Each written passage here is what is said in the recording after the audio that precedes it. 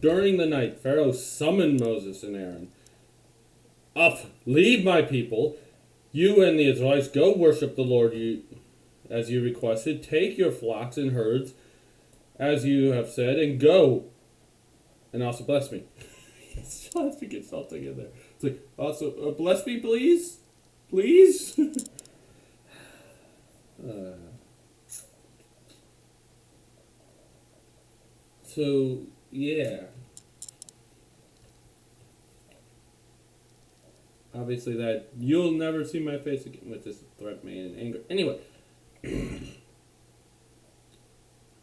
Also, yes, Pharaoh knew that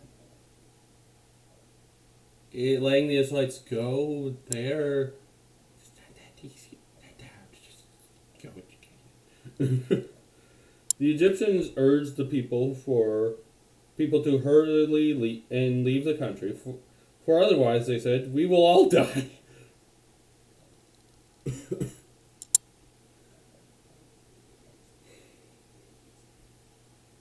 Yeah, they're getting through their heads that, yeah, there's something big going on here. So the people took their dough and yeast was added and carried it on their shoulders. I think like shoulder. Anyway, and kneading straws wrapped in cloth. I think that rhymed. The Israelites did as Moses instructed and asked the Egyptians for articles of silver and gold and for clothing. They probably were like, yes, please, just take anything, leave. The Lord had made the Egyptians favorably disposed towards the people, and they gave them what they asked for, so they plundered the Egyptians. Yes. Okay, Haiti was the first successful slave revolt in human history. This wasn't a slave revolt, because notice, the Israelites didn't do anything. They simply didn't. It was all God. The Israelites journeyed from Ramses to Succoth. There were about 600,000 men on foot, besides women and children. Okay, this 600,000 thing, 100,000, that's probably just an idealized number. It's counting either, like, this number is perfectly divisible by this other number, which is perfectly divisible by this other number. So it sounds good, which ancients love using. Or it could just be like the idealized head of each clan. Like all the clans. And the women and children were included. But yeah. Wait. Many other people went up with them as large droves of livestock, both flocks and herds. So, wait. The Israelites left, and many other people went up with them. It wasn't just the Israelites leaving Egypt. It was not just the descendants of Jacob leaving Egypt. There were Gentiles in there too. Moses didn't just take the Israelites out of Egypt. He took everyone who wanted to be out of Egypt.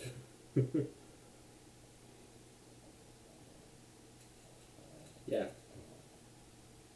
So first he gets rejected by both Gentile and Jew. Then he comes back, first to the Jews, but when he leaves, Jew and Gentile come along.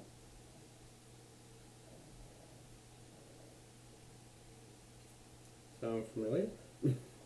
With the dough they had brought from Egypt, they baked cakes of unleavened bread. The dough was without yeast because they had driven out the Egyptians and did not have time to prepare the food. Were driven out of Egypt. Yeah, they have time to prepare food for themselves. It takes longer for things to rise and stuff. Now, the length of time the Israelites were in Egypt was 430 years. Again, this is just a idealized number which ancients used all the time because they don't care about accurately counting the years like we do.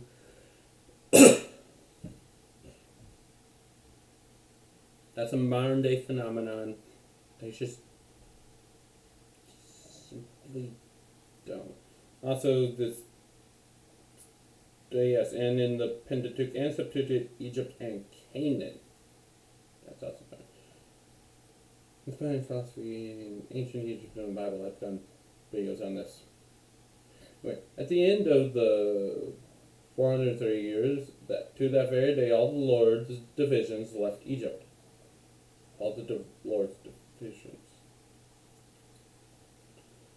Okay.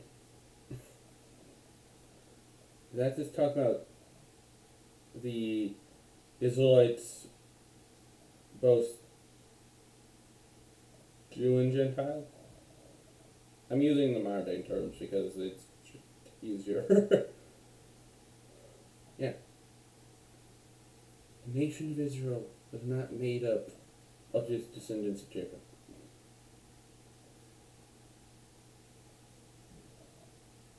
When it started, this is the founding of Israel, and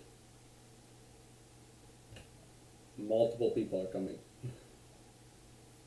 Or is this some angelic thing? Maybe. Anyway. Because the Lord kept Israel at night to bring them out of Egypt, on this night all the Israelites are to keep vigil in honor of the Lord for the generations to come. Okay. For you people who are still Torah observers, Torah, I do have an important question for you. Do you stay up all night on the Passover night and just watch out your window for things to come? This is a genuine question. I genuinely want to know.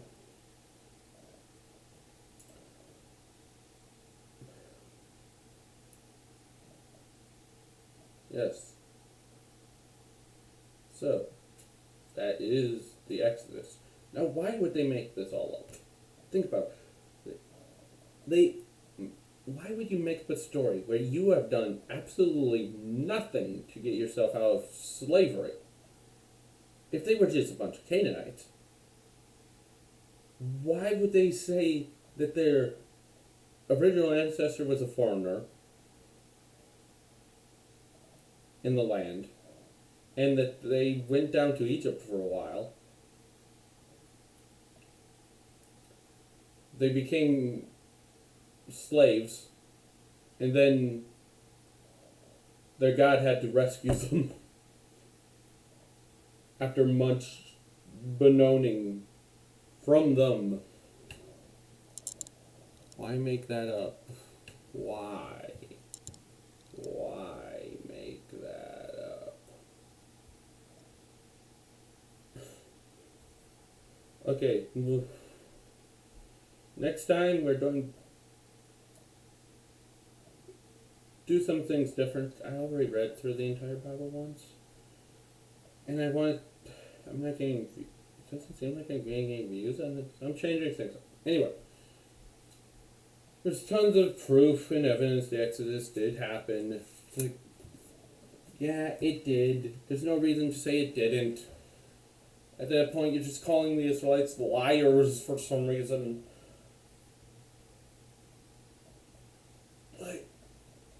Yeah, there's no reason to believe the Exodus didn't happen. The Sinai Peninsula has never been that archaeologically dug through. Entire armies have gone through the Sinai without being noticed. The Egyptian army started over here. And how they clearly got over here, but we found no evidence of them in the Sinai Peninsula.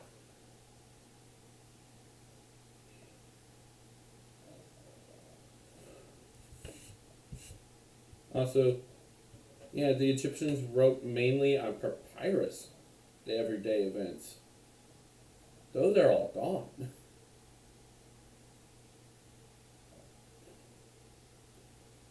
And of course, there's plenty of atheists who believe Moses was a real person and the events of the Exodus happened because they don't think there's any reason not to believe they didn't. There's literally none. Why make it up? Why make up this whole story? Just say you're native to the land of Canaan. You have this land because you always had it, because that's the land your God created you out of. We should worship this one God because we always have been worshiping this one God. Why make up Genesis? Why make up Exodus? It doesn't make any sense. In some ways, atheism is the most silly theory ever. It just doesn't make sense. The documentary hypothesis doesn't make sense. It doesn't. Okay, the Israelites were originally Canaanites. Okay, that means Israel has full rights of the land nowadays, and the Palestinians should leave because the whole point of Palestine was made up by the Philistines. That's where it comes from. And the Philistines were from Greece.